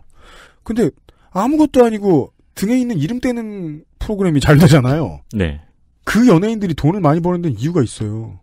스포츠 스타들이 벌 돈에 10분의 1도 안 가져가요. 근데도 떼부자가 돼요. 예. 경제적인 거예요. 한국의 국가의 입장에서는. 국가 문화 콘텐츠 만드는 사람 입장에서는. 회사의 입장에서는. 그게 이제 페이커의 더 화려한 성공을 막고 있고 수많은 앞으로 꾸준히 나올 외국의 LPGA 팬들이 보기에 짜증나 죽겠는 한국의 골퍼들이 앞으로도 계속 한국의 사람들에게는 그다지 기억이 나지 않을 중요한 근거가 된다고 봐요. 저는 그래서 그 MSI 우승을 보고 좀 분노한 측면도 있어요. 이거는 원래 물어보고 싶은 분이 있었는데 그분이 지금 이정현 씨가 계시던 정무수석 자리로 가버리셨죠. 앞으로 방송을 예고해드립니다. 참 세상이 많이 바뀌었다는 생각이 드네요. 저는 예전에 막 제기차기 대회 나가고 그랬는데. 그게 문제라는 말씀을 드리고 있는 거예요. 네. 1895년에요? 아니, 그리고 저는 예? 아, 대회도 있었어? 제기차기가? 네, 있었죠. e스포츠라는 단어가 이제 몇십 년 지나면은 MP맨이 될 것 같다는 불안감도 들어요. 뭘 불안해? 당연하죠. 한국 모든 학생들이 하고 있는 이것만 좀 더 국가가 똑바로 들여다봐주면 돼요. 그쵸. 이건 먼저 국가가 봐야 될 문제라고 생각해요. 방송가는 이거 먼저 못 고칩니다. 그 다음은 뭡니까? 5월 18일 기사입니다. EU 집행위원회가 페이스북에 1억 1,000만 유로, 우리 돈으로 1,380억 원에 달하는 벌금을 부과했습니다. 네. EU는 페이스북이 왓츠앱을 인수하는 과정에서 그 진성 앱등이만 쓰는 어플이죠. 네. 왓츠앱을 인수하는 과정에서 2014년 당시 페이스북이 EU에 부정확한 정보를 제공했기 때문입니다. 사용자 계정 연동에 관한 부분이었는데요. 네. 당시 페이스북에서는 왓츠앱 인수 사실을 통보하면서 페이스북의 사용자 계정과 왓츠앱의 사용자 계정이 자동 액세스가 불가능한 부분이라고 주장을 했습니다. 네. 근데 페이스북에서 2016년에 왓츠앱 사용자의 전화번호를 페이스북 사용자 아이디와 연결할 수 있는 서비스 업데이트를 발표했습니다. 당연하죠. 그것도 못할 거면 산 보람이 뭐가 있습니까? 그렇기 때문에 2014년에 이 자동 액세스가 불가능한 부분이라는 주장이 허위였고 이 허위 주장으로 인해서 기업 인수 합병 과정에서 발생하는 이득을 축소 보고했다는 판단입니다. 네. 이에 대해서 페이스북은 2014년에 허위 정보를 주장할 의도가 전혀 없었고 해당 사실이 합병 조사 결과에 영향을 미치지 않았다고 입장을 발표했습니다. 맞는 말 같기도 하고 본능적으로 이게 본질이 아닌 것 같다는 생각이 자꾸 듭니다. 저도 그렇습니다. 네. 현재 여러 매체가 이 소식을 전하고 있는데요. 이 블로터닷넷의 기사 마지막 부분에는 중요한 내용이 있습니다. EU의 이러한 결정이 미국의 소셜 네트워크 서비스가 엄청난 속도로 성장하면서 각국의 시장과 소비자들을 위협하고 있는 것을 EU에서 늦추기 위한 견제로 보인다는 내용인데요. 그리고 또한 소셜 기업들의 서비스 업데이트 속도가 정책적 규제로 제어하기 힘든 수준임을 지적합니다. 이게 제일 중요한 부분입니다. 네. 이것은 EU와 뭐 미국 회사 간의 줄다리기 이런 느낌이 아니고요. 이제 되게 오래된 트렌드라고 보이는 거예요. 기업과 국가의 경쟁. 네. 이죠. 네. 근데 이렇게 빠른 IT 기업과 경쟁할 만한 경쟁력을 갖추고 있는 국가가 몇 없어요. 그럼요. 구글이나 페이스북은 너무 막강하죠. EU밖에 안 떠올라요. 그럼 뭐 동아시아로 넘어오면 어떨까? 여전히 정반대의 차가운 냉전시대 상황이라서 중국은 다 중국 밑에 있으니까요. 당 밑에 있으니까요. 네. 미래는 지금 EU가 미국에 있는 회사들을 상대로 보여주는 싸움이죠. 모두가 다 하게 될 앞으로. 예, 이건 먼 미래에 안 가도 됩니다. 저 회사들은 세수를 가져갈 거기 때문입니다. 예, 사람들로부터. 네. 네. 그런 얘기였습니다. 한편 우리나라에서도 이번 주엔 갑자기 페이스북 관련 기사가 많이 나왔습니다. 아, 그래요? 네. 그 외국의 소셜 네트워크 서비스가 이제 커지면은 우리나라 언론은 심심할 때마다 한 번씩 다루죠. 뭐 이게 문제, 저게 문제, 뭐 페이스북 하다가 실수로 청산거리를 먹으면 죽음. 그래서 페이스북은 위험함. 이런 류의 기사가 많이 나오잖아요. 근데 최근에는 주커버그 씨가 문재인 대통령에게 메일을 보냈다는 뉴스가 떴었죠. 네. 네. 그리고 또한 SK텔레콤과의 전용 서버 설치에 대한 이슈가 있었습니다. 이 SK텔레콤과의 이슈를 간단하게 설명을 드리자면은 페이스북에 빠르게 접속할 수 있는 전용 서버를 그동안 KT만 설치해 놓았습니다. 네. 그리고 SKT랑 LG는 이 서버를 같이 쓰고 있었는데 최근에 트래픽이 늘어나면서 페이스북에서 SKT와 LG에도 이 서버를 설치하라고 요구를 하였다는 겁니다. 현재 넷플릭스나 유튜브 같은 경우에도 자사통신사에서 직접 돈을 들여서 서버를 설치해서 운영 중이라고 하네요. 네. 네. 근데 이 두 통신사가 이것을 거부합니다. 거부하자 페이스북에서는 SKT랑 LG 사용자를 홍콩 서버로 연결시켰다는 것이 문제가 되었습니다. 네. 그것도 그거대로 뉴스인데 이런 이슈와 비슷한 시기에 그 중앙일보, 연합뉴스, 한국경제, 한경닷컴, 뉴스원들의 기사들이 눈에 띄네요. 기사 제목들은 두 얼굴의 페이스북 콘텐츠 관리, 자살 생중계는 허용하면서 대통령 위협 방송은 불어, 페이스북에 신고되는 포르노 한 달에 5만 건 이런 기사들인데요. 네. 제가 보기에는 왠지 타이밍을 맞춘 것처럼 보입니다. 아, 그렇군요. 네, 페이스북 사용자가 20억인데요. 포르노가 한 달에 5만 건이면은 청정 지역이죠. 그죠. 네. 그 저걸 얘기했어야지 이걸 얘기하고 싶으면은 그 텀블러를. 그러니까 세기 힘들어 텀블러는 또 보고를 안 줘요. 네. 그 SNS가 말이죠. 3년상의 약자잖아요. 그래서 그 유교적인 전통에 있는 그 우리 한국 언론들이 그 많이 관심들을 갖고 있는 것 같아요. 그럼 샌프란시스코 49ers는 49제 하는 사람들이에요. 알았어요. 네, 이렇게 왠지 그 국내 대기업과의 분쟁이 있으니까 그때 타이밍을 맞춰서 나온 기사인 것처럼 저는 보였는데요. 이 중 자살 중계에 대한 자극적인 제목이 눈에 띄었습니다. 기사 제목들은 자살 중계 오케이, 자살 중계는 꼭 안 막아도 같은 제목을 달고 있습니다. 네. 그래서 내용을 살펴봤어요. 영국 가디언지에서 페이스북의 내부 방침을 입수했다고 보도한 것을 한국에서 보도한 건데요. 네. 이 자살이나 자해 영상에 대한 규제는 자살이나 자해 영상에 대해서 고통에 빠진 사람을 도울 수 있는 기회로 활용되는 의미가 없어지면은 그 이후에 삭제한다는 내용이었습니다. 네. 이걸 뭐 자살 중계는 꼭 안 막아도 라는 식으로 기사 제목을 단 거죠. 그렇습니다. 네. 두 가지 이야기를 할 수가 있어요. 하나는 이제 우리가 전통적으로 생각하고 있던 그 국가 내에서 이제 통신망을 운영하는 업체. 네. 들은 보통 국가 내에서 대기업의 위치를 차지하고 있습니다. 네. 그리고 가장 중요한 이제 굴지의 하드웨어 생산업체. 이 양쪽은 반목하거나 협업하거나 양쪽 중에 누가 더 세냐에 따라서 나머지 한쪽이 좀 빨려 들어가 좀 지고 들어가거나 이런 관계를 유지했어야 됐고 네. 그 둘이 언제나 가장 큰 크기들이었어요. 거기에서 지금 소프트웨어 기업들이 끼어들었다는 겁니다. 예, 특히나 소셜 위주. 네. 지금 파워게임이 지금 양상이 달라지고 있다는 게 이게 앞에 말해준 그 EU와 페이스북의 대결 구도의 전초전 같은 이야기입니다. 지금까지 구글에는 완전 항복이죠. 그렇죠. 네. 그리고 그 뒤에는 멀리 하늘 위에서 구글이 웃고 있어요. 그리고 이러한 문제가 생겼을 때 지금 LGU 플러스하고 SKT 쓰시는 분들 페북이 왜 늘어졌나 생각하시는 분들 좀 있었을 거예요. 네.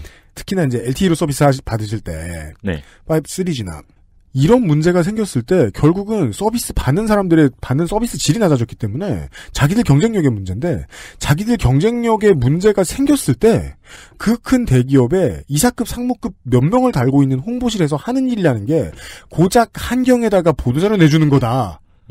라고 생각하면 우리의 앞날은 너무 어둡다는 겁니다. 네.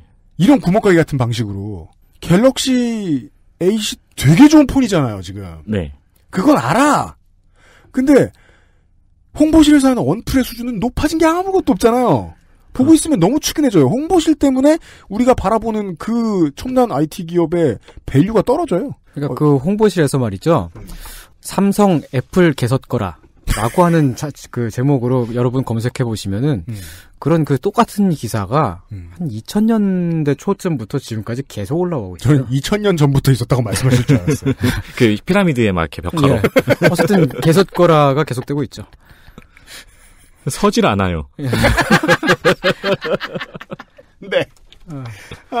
예, 시간 관계상 오늘은 여기까지 하겠습니다. 뉴스 라운드업 윤세민 기자였습니다. 네, 토요일에 감사합니다. 다시 보죠. 네, 감사합니다. 네. XSFM입니다. 사람 사는 세상을 위해 정치를 시작한 노무현. 그는 우리 곁에 없지만 그의 꿈은 영원합니다. 노무현 재단은 사람 사는 세상을 위하여 노무현의 가치와 철학을 전합니다. 노무현 재단의 후원 회원이 되어주세요. 1688-0523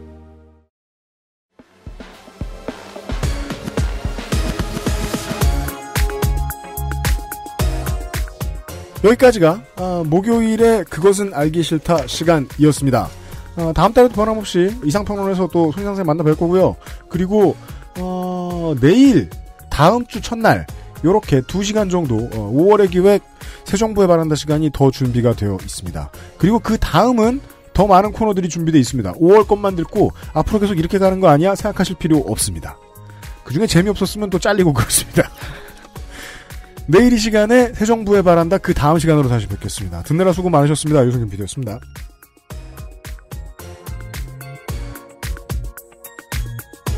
XSFM입니다. I, D, W, K. 그 혹시 그 일본식 만담에서 치코미라는 개념